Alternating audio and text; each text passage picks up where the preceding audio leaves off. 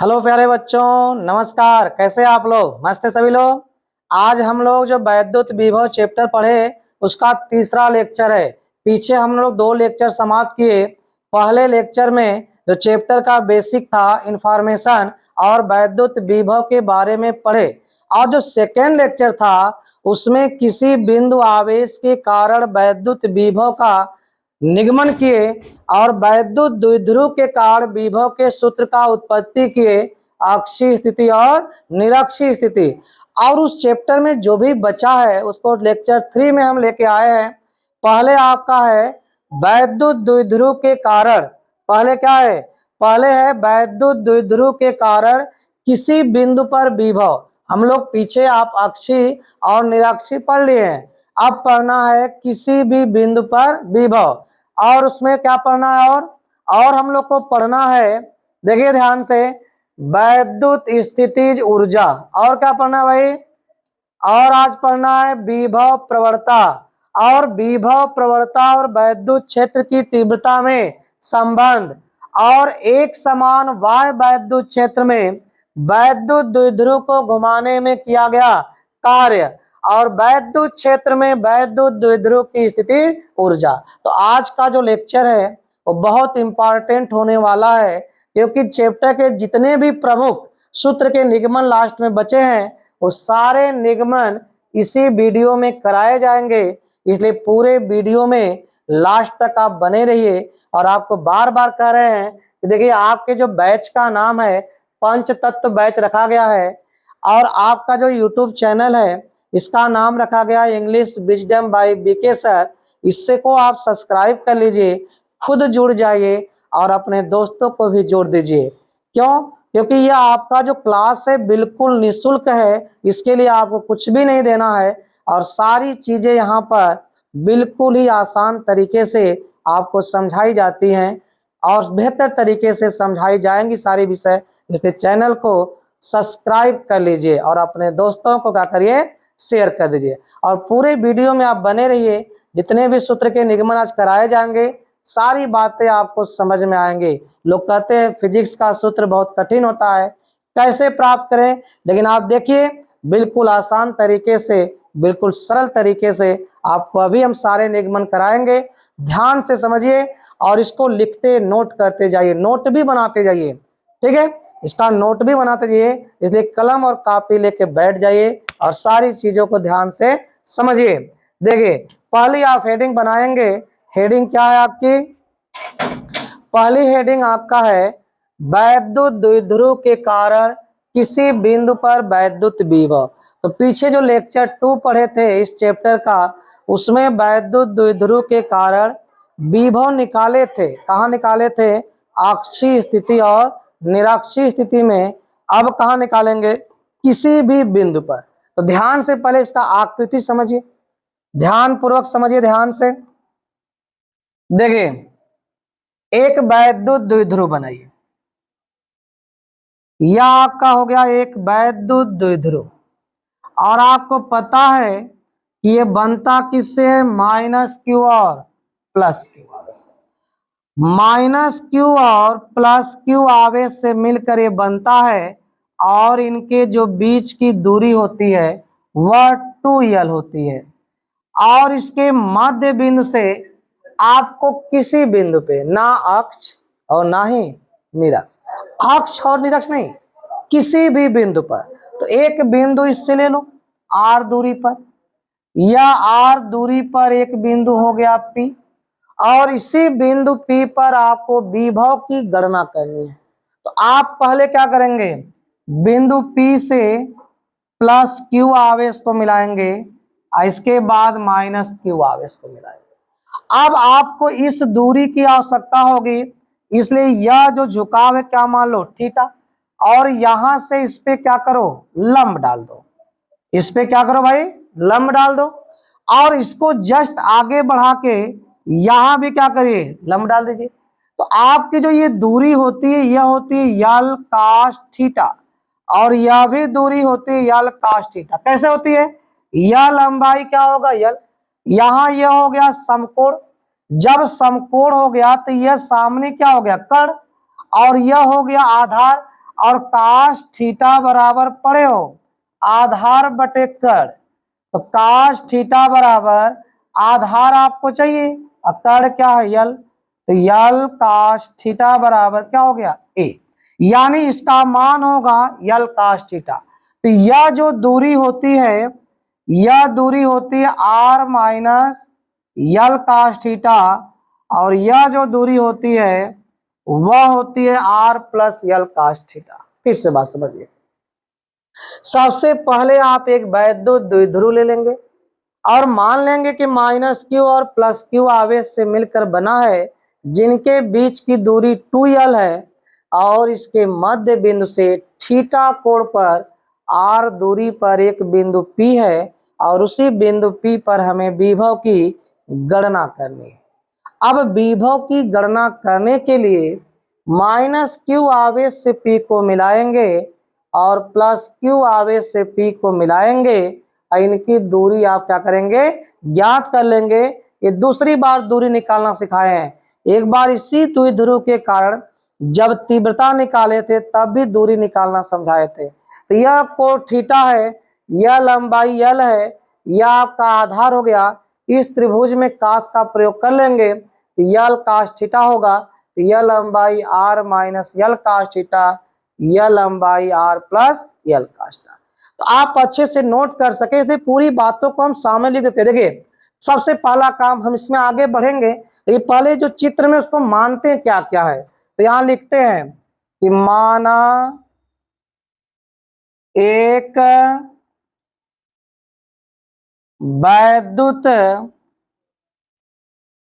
द्विध्रुव minus Q तथा plus Q आवेश से मिलकर बना है, जिनके बीच की दूरी टू यल है, जिनके बीच की दूरी 2l है, इनके मध्य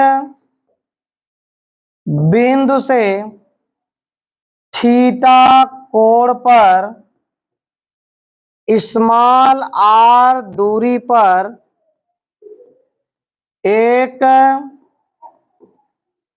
बिंदु P स्थित है, जहां द्विध्रुव के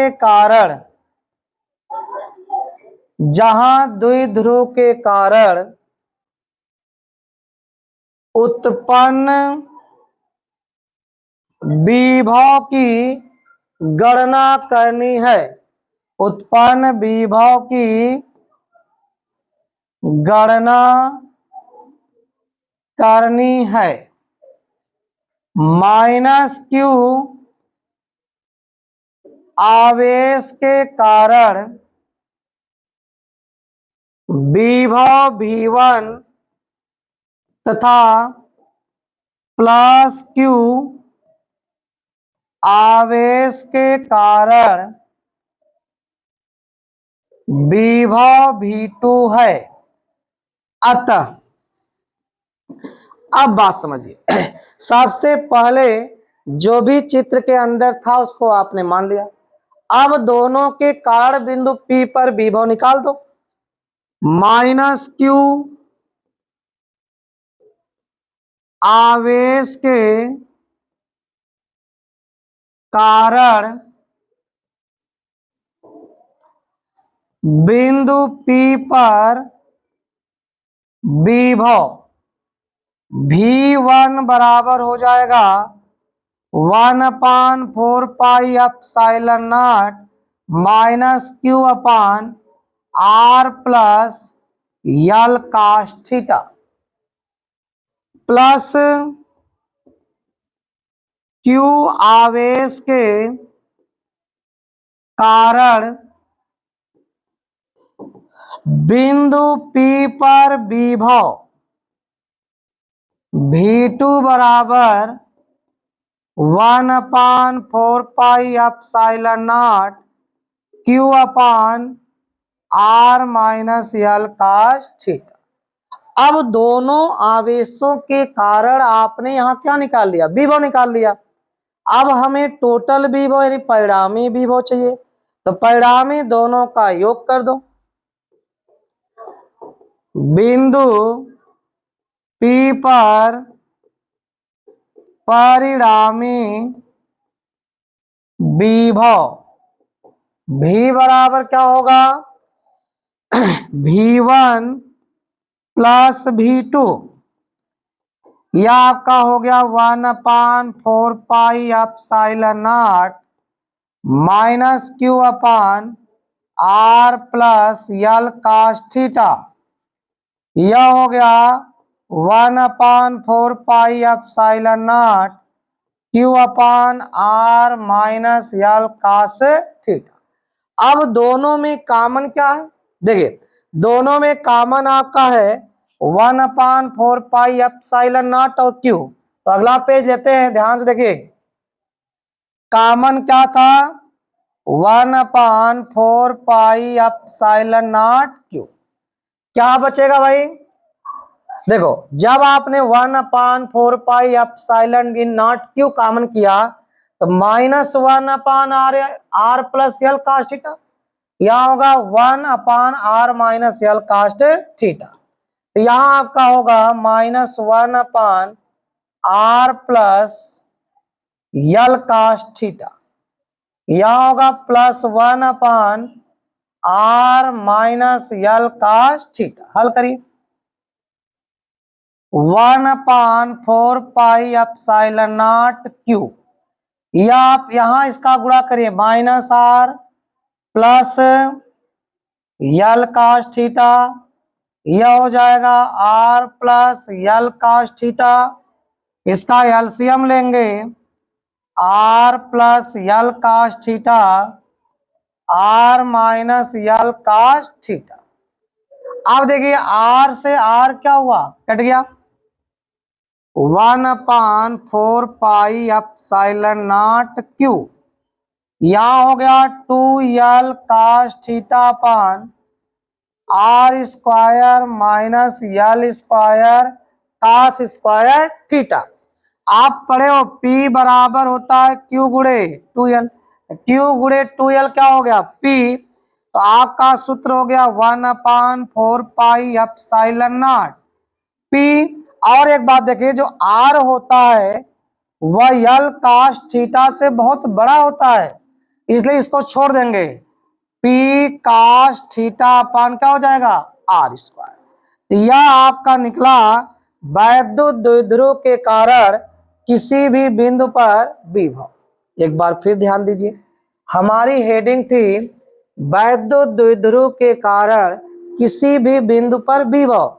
हमने एक वैद्युत द्विध्रुव लिया जिसको मान लिया कि -Q और +Q आवेश से मिलकर बना है, जिनके बीच की दूरी 2L है और इससे थीटा कोण पर किसी बिंदु पर R दूरी पर बिंदु क्या है P है, वही विभव की गणना करनी है।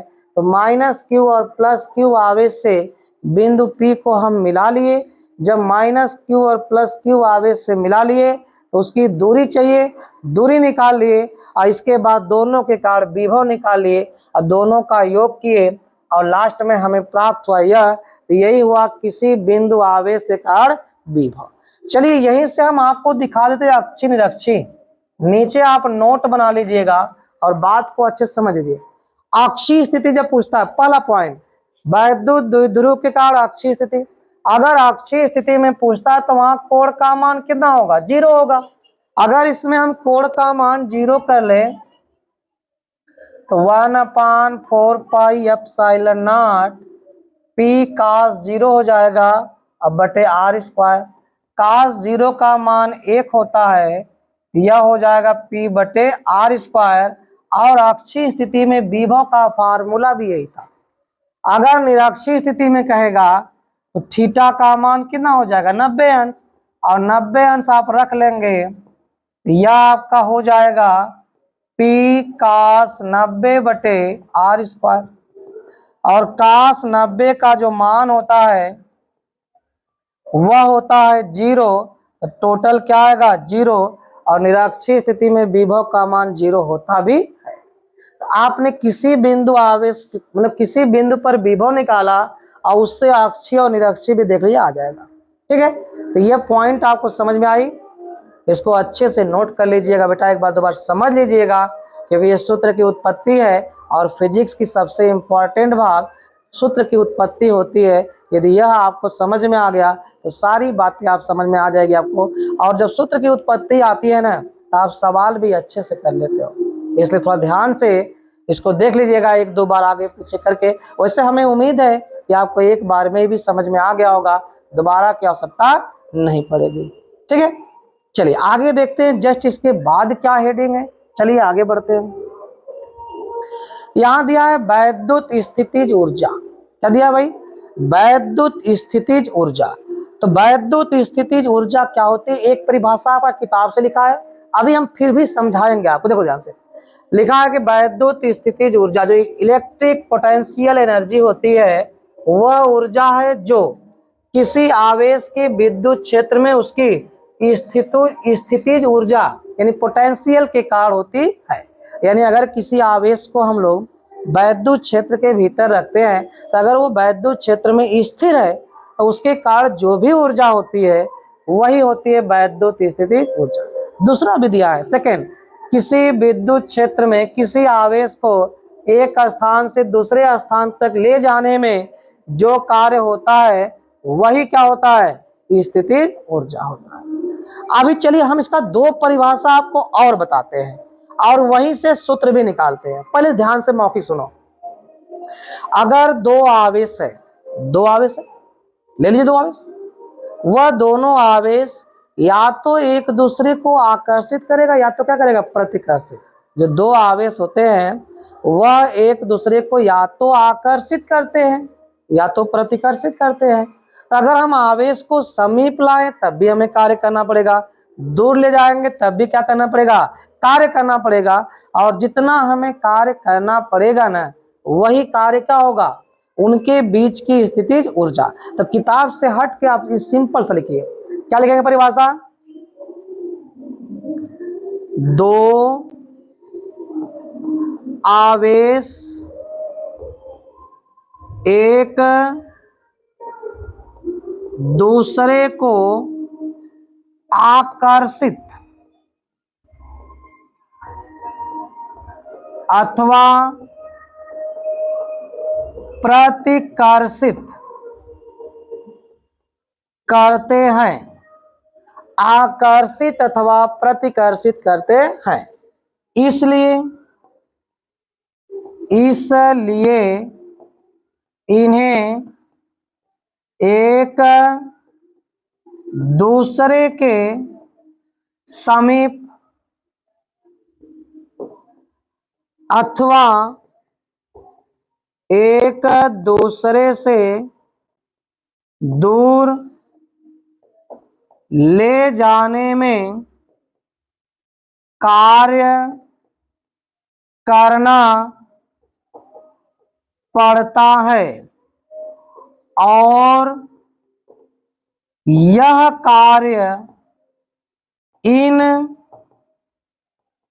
आवेशों के बीच स्थिर वैद्युत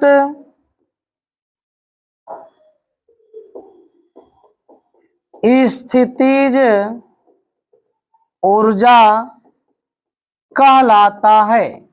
यानी अगर दो आवेश है तो वह आवेश एक दूसरे को या तो आकर्षित करता है या तो प्रतिकर्षित करता है। इसलिए अगर हम उनको समीप लाएंगे तब भी कार्य करना पड़ेगा और दूर ले जाएंगे तब भी कार्य करना पड़ेगा, और जो कार्य करना पड़ेगा वही कार्य उनके बीच क्या कहलाता है, वैद्युत स्थितिज ऊर्जा कहलाता है। ठीक है, चलिए एक परिभाषा और लिखते हैं इसका, हम एक और लिखते हैं भाई। दूसरा क्या है, आवेशों के किसी निकाय की वैद्युत स्थितिज ऊर्जा उन आवेशों को अनंत से एक दूसरे के समीप लाने में किए गए कार्य के बराबर होता है। एक और लिख लीजिए भाई, आवेशों के किसी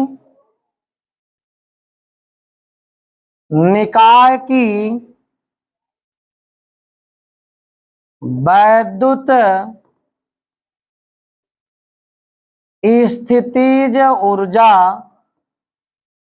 उन आवेशों को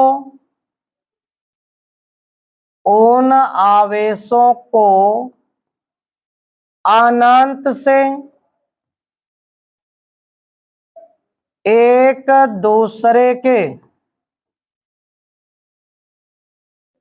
दूसरे के समीप लाकर किसी निकाय की रचना करने में किए गए कार्य के बराबर होता है, किए गए कार्य के बराबर होता है। अगर दो आवेश हैं, दोनों आवेश अनंत पर है और अनंत से हम उनको एक दूसरे के समीप लाते हैं, तो एक दूसरे के समीप लाने में जितना भी कार्य करना पड़ता है वही कार्य क्या कहलाता है, स्थिर वैद्युत स्थितिज ऊर्जा। दो परिभाषा आपके किताब से दिया था, दो हमने लिख दिया। अब इसका हम लोग सूत्र निकालते हैं। देखो मान लो एक आवेश है Q1, यह बिंदु A पर है, एक आवेश Q2 है जो बिंदु B पर है, और इनके बीच की दूरी क्या है, R है। इनके बीच की दूरी क्या है, R है। ठीक है, मान लेते हैं, माना Q1 व Q2 आवेश एक दूसरे से स्मॉल r दूरी पर बिंदु A व बिंदु B पर स्थित है। यदि आवेश Q2 B पर न होकर अनंत पर हो तो Q1 आवेश के कारण बिंदु B पर विभव, अगर मान ले दो आवेश है Q1 और Q2, R दूरी पर A और B पर स्थित है, इनके बीच हमें गणना करना है स्थितिज ऊर्जा का। अगर हम यह मान ले कि Q2 आवेश को अनंत से लाया गया, तो अगर Q2 जब अनंत पर था तब Q1 के कारण जो विभव होगा क्या होगा भाई, 1/4πε0 Q1 बटे R। अब Q2 को अनंत से B तक लाने में किया गया कार्य, आवेश Q2 को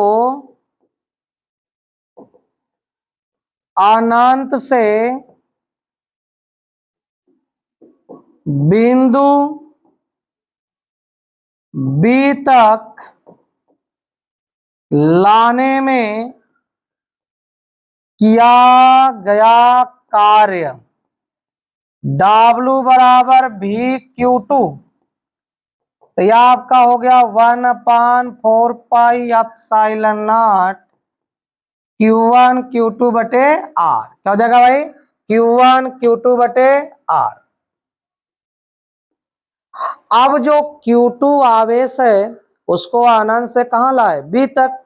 जितना भी कार्य होगा वह Q1 और Q2 के बीच क्या होगा, स्थितिज ऊर्जा के बराबर।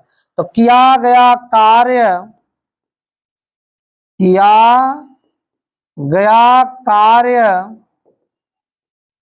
स्थितिज ऊर्जा के रूप में संचित होगा।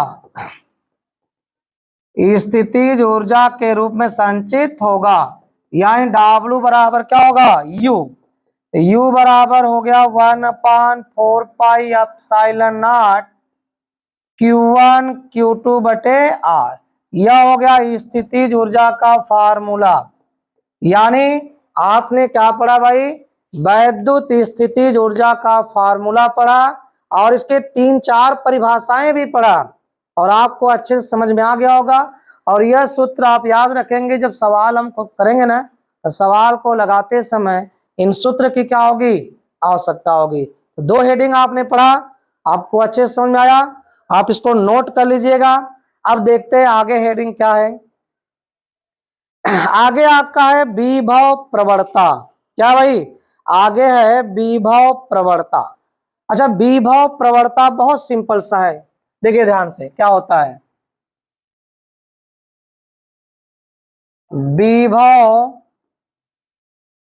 प्रवणता, विभव प्रवणता बराबर जानते क्या होता है, यह होता है डेल्टा V अपान डेल्टा एक्स माइनस, यानी जो विभव प्रवणता होता है डेल्टा V अपान डेल्टा एक्स। तो यहीं से परिभाषा बन जाएगा कि वैद्युत क्षेत्र के भीतर जो दूरी के सापेक्ष विभव के परिवर्तन की दर होती है, वैद्युत क्षेत्र में दूरी के सापेक्ष जो विभव परिवर्तन की दर होती है उसे क्या कहते हैं, विभव प्रवणता कहते हैं। क्या कहते हैं, विभव प्रवणता। यहां लिख देंगे वैद्युत क्षेत्र में, वैद्युत क्षेत्र में दूरी के सापेक्ष विभव परिवर्तन की दर को विभव प्रवणता कहते हैं। यह ऋणात्मक होता है। ये क्या होता है, ऋणात्मक होता है। क्यों होता है भाई, जैसे मान लो यहां पर बिंदु A पर कोई आवेश है Q और यहां बिंदु B पर एक परीक्षण आवेश Q है, इसको आपने बाईं ओर विस्थापित करे कहां लाया, C पर, और वैद्युत क्षेत्र की दिशा इधर है, तो बाएं विस्थापन किए, इसे दूरी क्या होता है, माइनस। तो दूरी के सापेक्ष जो विभव परिवर्तन की दर होती है उसे ही क्या कहते हैं, विभव प्रवणता। बहुत सिंपल सा है, ठीक है। चलिए आगे, वैद्युत क्षेत्र की तीव्रता में संबंध, किसका संबंध, ये पूरी हेडिंग ये आपकी है, विभव प्रवणता तथा वैद्युत क्षेत्र की तीव्रता में संबंध, यही आपको निकालना है। विभव प्रवणता का क्या करना है भाई, आपको विभव प्रवणता का वैद्युत क्षेत्र के तीव्रता के साथ क्या निकालना है, संबंध। देखिए कैसे संबंध आएगा, एकदम सिंपल सा है, ध्यान सुनिए। अगर कोई भी परीक्षण आवेश है, अगर उसे वैद्युत क्षेत्र में आप क्या करेंगे, विस्थापित करेंगे, तो विस्थापित करने में कार्य करना पड़ेगा। क्यों करना पड़ेगा, अगर वह वैद्युत क्षेत्र में स्थित है तो उस पर बल कार्य करेगा, और जहां बल कार्य करता है और वहां अगर हम विस्थापन करें तो हमें कार्य करना पड़ेगा। क्या करना पड़ेगा, कार्य करना पड़ेगा। तो यहां मानते हैं कि माना, देखिए इसका निगमन कैसा होगा, माना एक धन परीक्षण आवेश एक धन परीक्षण आवेश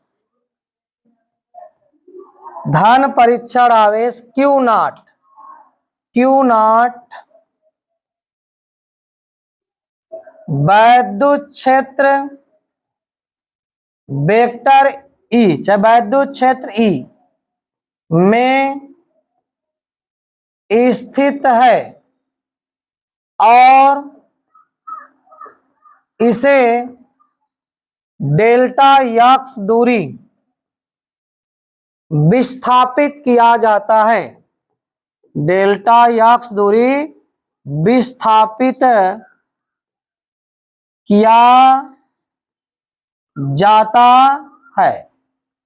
तो विस्थापित करने में किया गया कार्य, तो विस्थापित करने में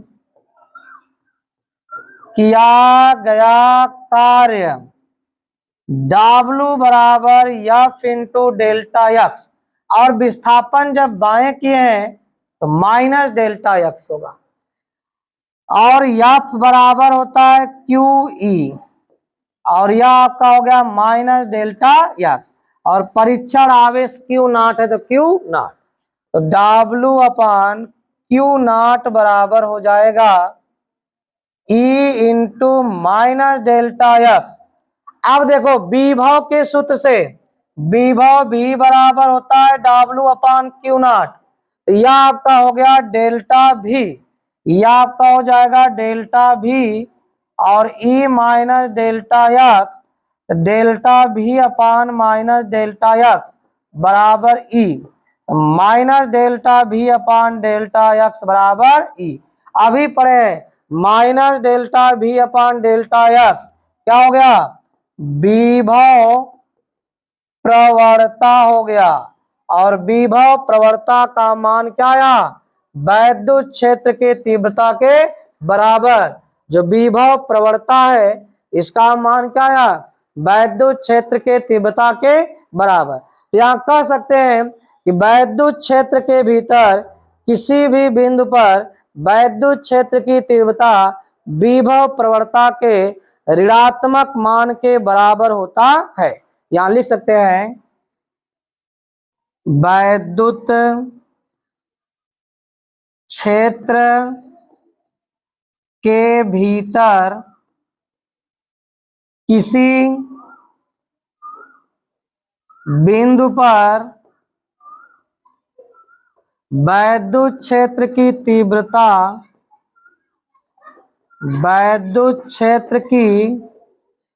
तीव्रता ऋणात्मक विभव प्रवणता के बराबर होता है। ऋणात्मक विभव प्रवणता के बराबर होता है। तभी आपने विभव प्रवणता पढ़ा, और विभव प्रवणता और वैद्युत क्षेत्र के तीव्रता में संबंध, और उसमें क्या मिला, उसमें मिला कि जो विभव प्रवणता होता है वो तीव्रता के ही बराबर होता है। तो लिख सकते हैं कि वैद्युत क्षेत्र के भीतर किसी भी बिंदु पर जो आपका वैद्युत क्षेत्र की तीव्रता होती है वह ऋणात्मक विभव के बराबर होती है, ऋणात्मक विभव प्रवणता के बराबर होती है। ठीक है, आगे अभी समझ में। देखिए हम कहे एकदम लास्ट तक बने जाए, चैप्टर समाप्त होगा, पूरी हेडिंग जो बच गई है लेक्चर 3 में क्या करना है, समाप्त करना है। ठीक है, तो चलिए आगे देखते हैं, आगे क्या है भाई। एक समान बाह्य वैद्युत क्षेत्र में वैद्युत द्विध्रुव को क्या लिखा है, घुमाने में किया गया कार्य। अब यहाँ थोड़ा ध्यान समझिए, यहाँ पे कुछ चीजें जो है ना पहले चैप्टर चलेंगे, जो पहले चैप्टर में पढ़े थे कि अगर एक समान कोई वैद्युत क्षेत्र है, एक समान क्या है, अगर कोई वैद्युत क्षेत्र E है, अगर इसमें कोई क्या रख दे, वैद्युत द्विध्रुव रख दे, इस वैद्युत द्विध्रुव पर क्या लगता है, बल लगता है। क्या लगता है, बल, और यह बल घुमाने का कार्य करता है। तो यही चीजें आज हमें क्या करनी है, डायरेक्ट करनी है। तो चैप्टर पहले में पढ़े थे, अब चाहे चित्र नहीं बनेगा, यहाँ पे आपका चित्र नहीं बनेगा, यहाँ पे डायरेक्ट किया जाएगा।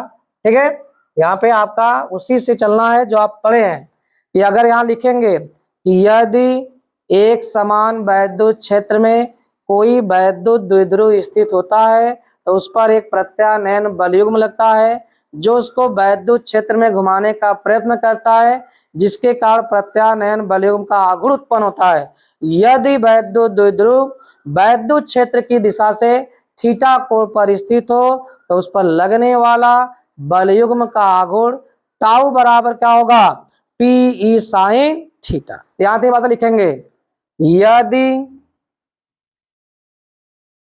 कोई वैद्युत द्विध्रुव यदि कोई वैद्युत द्विध्रुव एक समान वैद्युत क्षेत्र में स्थित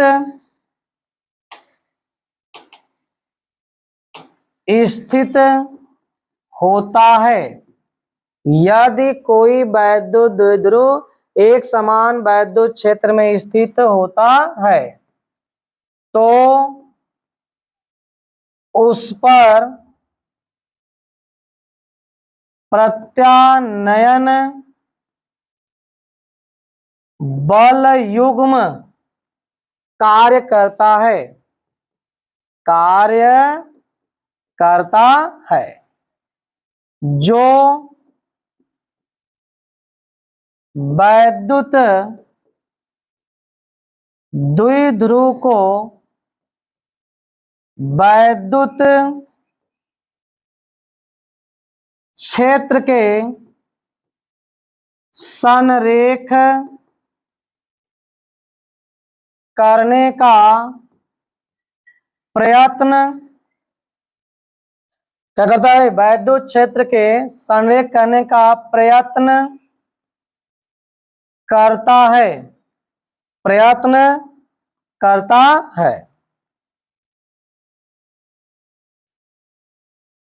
जिसके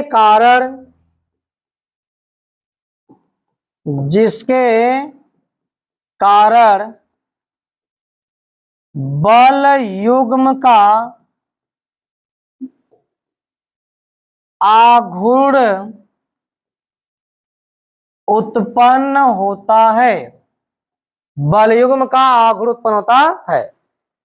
यदि वैद्युत द्विध्रुव वैद्युत क्षेत्र में थीटा कोण पर स्थित हो तो, यदि वैद्युत द्विध्रुव वैद्युत क्षेत्र में थीटा कोण पर स्थित हो तो लगने वाला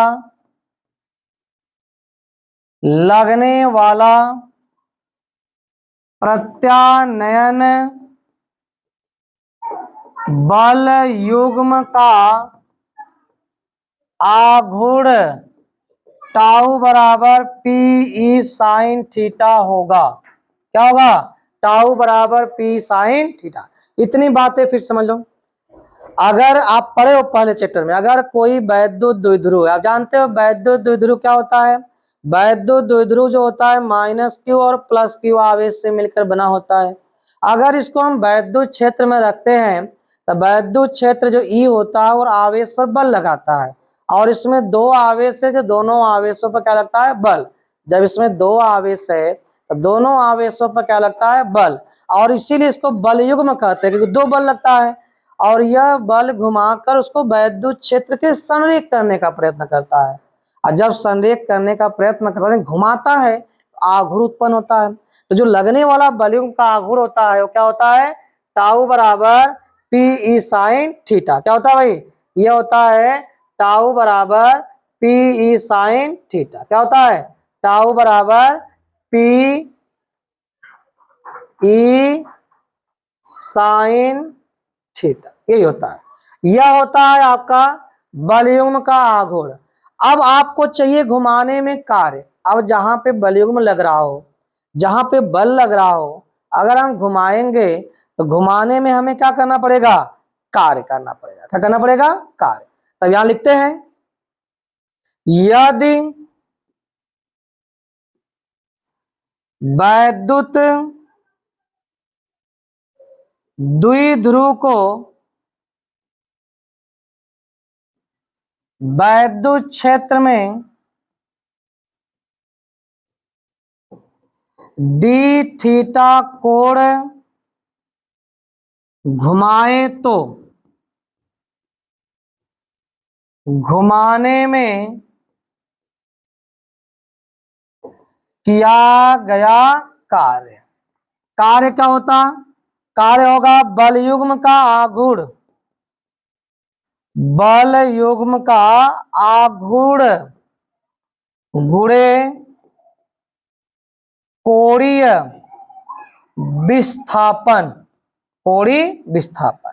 यानी W बराबर होगा टाउ गुणे डी थीटा। क्या होगा, टाउ गुणे डी थीटा। तो टाउ का मान है P E sine theta D theta. यह हो गया घुमाने में, थीटा कोण घुमाने में किया गया कार्य। अब आगे दिया है, अब मान ले कि थीटा 1 बराबर थीटा से थीटा 2 बराबर थीटा, यानी चाहे थीटा 1 से थीटा 2 कोण तक घुमाया जाए तो घुमाने में किया गया कार्य। यदि वैद्युत द्विध्रुव को वैद्युत क्षेत्र में थीटा 1 कोण से थीटा 2 कोण घुमाए तो घुमाने में किया गया कार्य क्या होगा भाई, W बराबर थीटा 1 समाकलन करेंगे, थीटा 1 से थीटा 2 डी डब्ल्यू, थीटा 1 से थीटा 2 क्या होगा, डी डब्ल्यू। यहां जो कार्य वो अल्प कार्य है, डी डब्ल्यू रहेगा, तो डी डब्ल्यू हो जाएगा।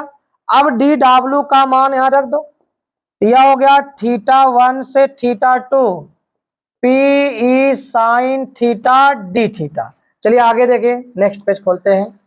आपका जो कार्य है वो क्या आया है, थीटा 1 से theta 2 P E sine theta D theta. तो पी ई कॉमन हो गया, पी ई क्या हो गया, कॉमन। जब पी और ई कॉमन कर लिए तो साइन थीटा का समाकलन करेंगे, साइन थीटा का समाकलन होगा माइनस कास थीटा। यह हो गया थीटा 1 से थीटा 2 रख दीजिए, W बराबर P E minus cos theta 2 से यह हो जाएगा प्लस कास थीटा 1।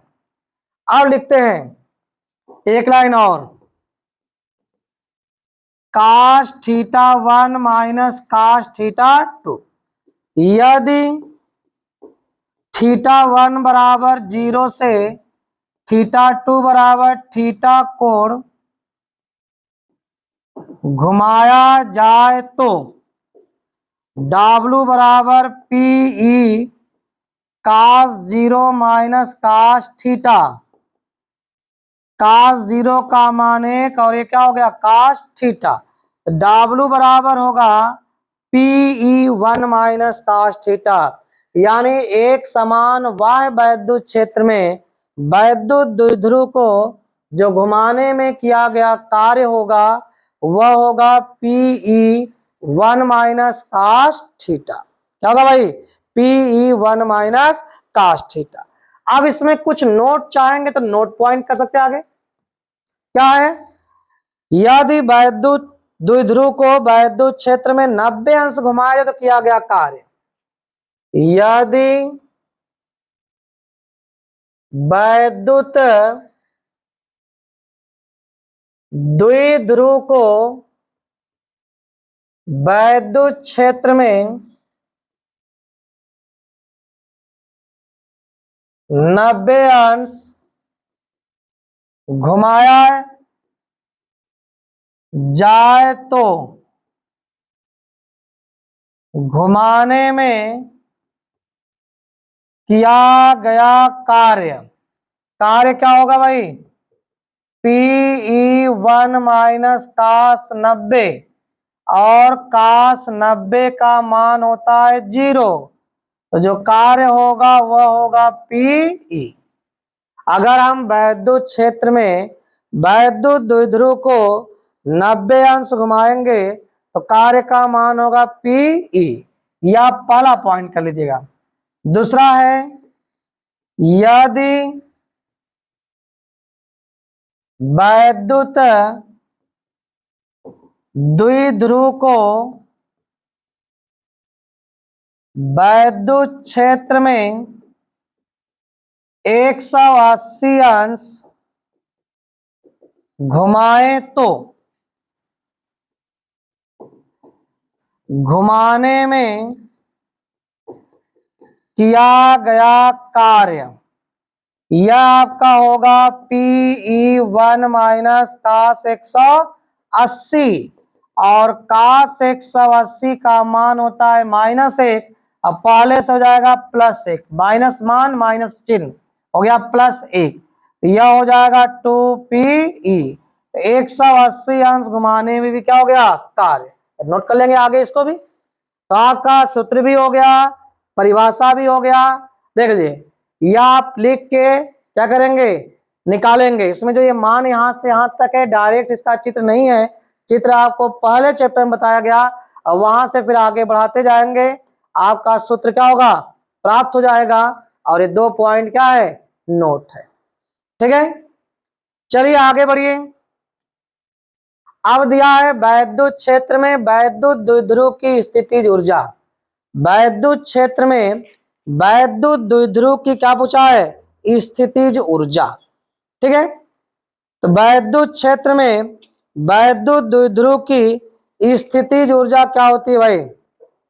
अगर किसी भी वैद्युत द्विध्रुव को अगर अनंत से वैद्युत क्षेत्र के भीतर लाएंगे, तो अनंत से वैद्युत क्षेत्र के भीतर लाने में जो भी कार्य होता है वही कार्य कहलाता है वैद्युत क्षेत्र में वैद्युत द्विध्रुव की स्थितिज ऊर्जा।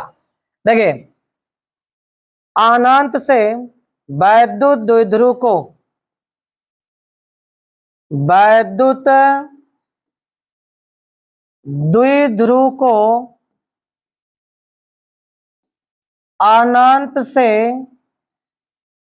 वैद्युत क्षेत्र के भीतर वैद्युत क्षेत्र के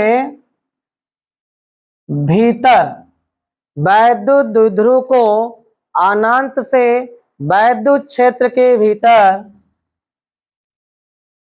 किसी बिंदु तक लाने में किया गया कार्य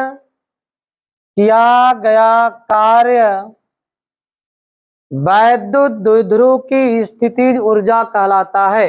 लाने में किया गया कार्य उस बिंदु पर वैद्युत द्विध्रुव की स्थितिज ऊर्जा कहलाता है। किसी भी वैद्युत द्विध्रुव को अनंत से वैद्युत क्षेत्र के भीतर किसी भी बिंदु पर लाने में जो कार्य करना पड़ता है वही कार्य क्या कहलाता है? वैद्युत द्विध्रुव की स्थितिज ऊर्जा।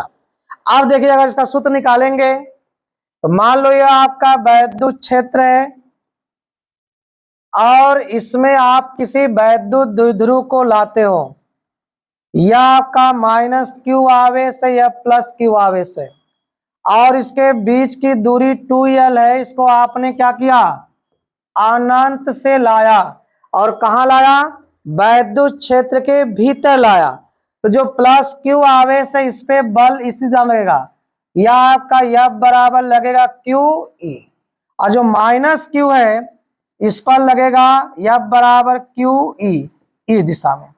अगर किसी वैद्युत द्विध्रुव को अगर हम अनंत से वैद्युत क्षेत्र के भीतर लाते हैं तो दोनों आवेशों पर क्या लगता है, बल लगता है। ठीक है, जो प्लस क्यू आवेश है और जो माइनस क्यू आवेश है दोनों पे बल की दिशा क्या होती है, अलग होती है।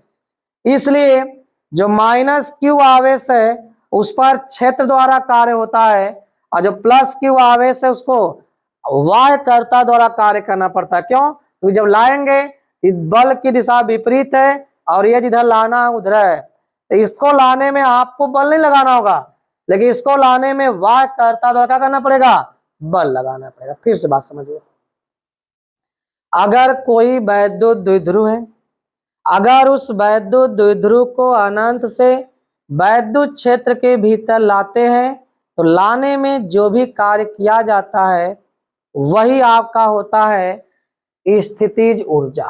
क्या होता है, स्थितिज ऊर्जा। अब सूत्र निकालना है तो मानेंगे कि माना एक वैद्युत द्विध्रुव है, बातें लिखनी होगी। माना एक वैद्युत द्विध्रुव को अनंत से वैद्युत क्षेत्र के भीतर, वैद्युत क्षेत्र के भीतर लाया जाता है, वैद्युत क्षेत्र के भीतर लाया जाता है। माइनस क्यू आवेश पर बल या बराबर क्यू ई वैद्युत क्षेत्र की विपरीत दिशा में है। यह बराबर क्या है, यह आपका है वैद्युत क्षेत्र के विपरीत दिशा में तथा प्लस क्यू आवेश पर बल वैद्युत क्षेत्र की दिशा में लगता है। इसलिए चलिए नेक्स्ट पेज पे, इसलिए प्लस क्यू आवेश पर वाह्यकर्ता द्वारा कार्य किया जाता है, जबकि माइनस क्यू आवेश पर वैद्युत क्षेत्र स्वयं, वैद्युत क्षेत्र स्वयं कार्य करता है। अतः वैद्युत द्विध्रुव को वैद्युत द्विध्रुव को अनंत से वैद्युत क्षेत्र के भीतर लाने में किया गया कार्य। W बराबर क्या होगा भाई, जो माइनस क्यू आवेश, ध्यान दो इधर, जो माइनस क्यू आवेश है वह प्लस क्यू आवेश से 2l दूरी अधिक चला है, तो कार्य होगा माइनस क्यू आवेश पर लगने वाला बल माइनस क्यू आवेश पर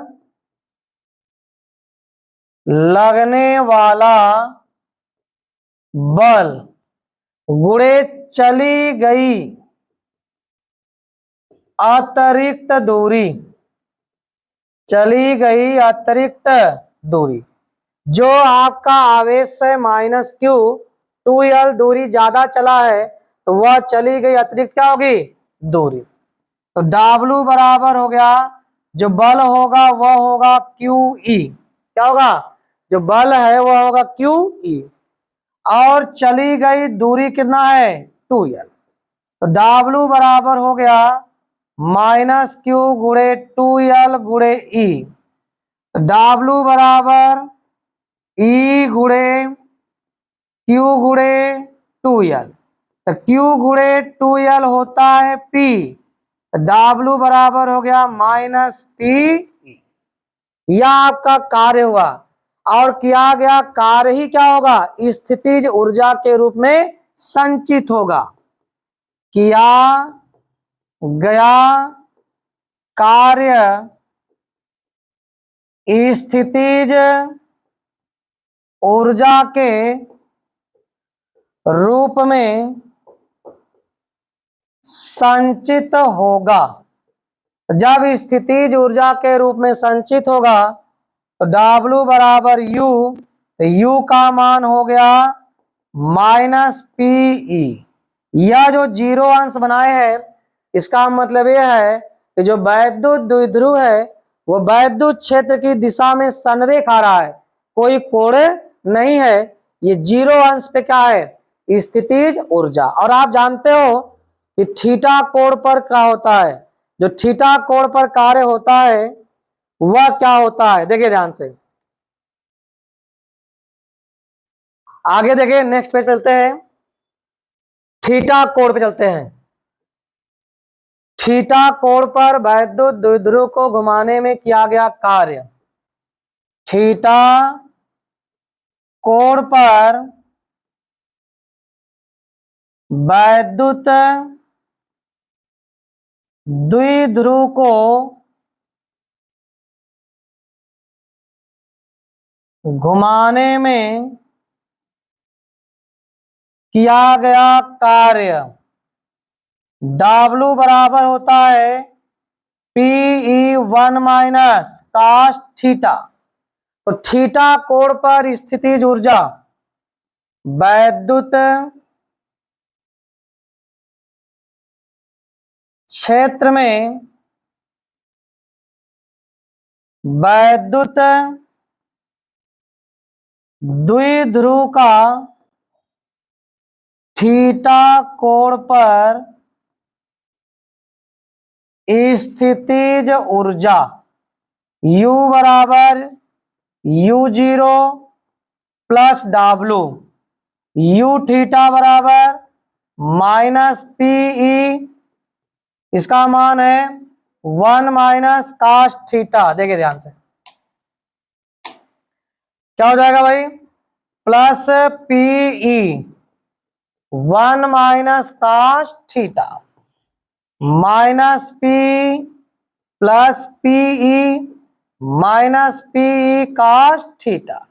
तो थीटा कोण पर स्थितिज ऊर्जा हो गया माइनस PE कास थीटा। देखिए जो आपका ऐसे है जीरो अंश पे वह आपका है माइनस PE, और जो थीटा कोण पे है वह है माइनस PE कास थीटा। ठीक है, अब यहां से कुछ विशेष स्थितियां नोट कर लीजिए, थोड़ा सा इसमें भी नोट। पहला पॉइंट, यदि वैद्युत द्विध्रुव वैद्युत क्षेत्र की दिशा में हो, यदि वैद्युत द्विध्रुव वैद्युत क्षेत्र की दिशा में हो, यानी थीटा का मान 0, तो U0 बराबर माइनस PE कास 0, और कास 0 का मान होता है 1, तो माइनस PE। तो जीरो अंश पे क्या आया माइनस PE। अब पहले से भी देखो यही पढ़े हो जीरो अंश पे होता है माइनस पी ई।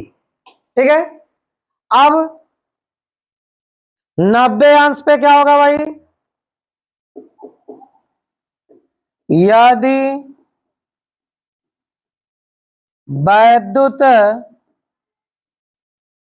द्विध्रुव वैद्युत क्षेत्र में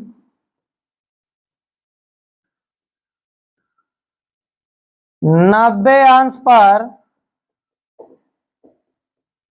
स्थित हो, तब यहां थीटा का मान क्या हो जाएगा? 90 अंश। यू 90 बराबर माइनस पी ई कास 90, और कास 90 का मान होता है जीरो। यानी जब वह 90 अंश पर होगा तो उसकी स्थितिज ऊर्जा क्या आएगी? शून्य आएगी, कोई ऊर्जा नहीं होगी। और 180 अंश की बात करेगा तो 180 अंश रख दीजिएगा। 180 अंश पे हो जाएगा काश 180, इसका मान -1 होता है तो प्लस हो जाएगा।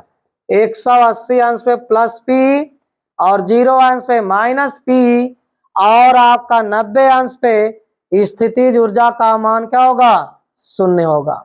ठीक है, तो जो वैद्युत विभव का आपका चैप्टर था, पीछे 2 लेक्चर पढ़े आप। पहले में आप बेसिक और वैद्युत विभव विभवांतर के बारे में समझे, बिंदु आवेश के कारण विभव पढ़े। दूसरे में आप द्विध्रुव के कारण अक्षीय और निरक्षीय में विभव पढ़े और कुछ इंपॉर्टेंट बात पढ़े।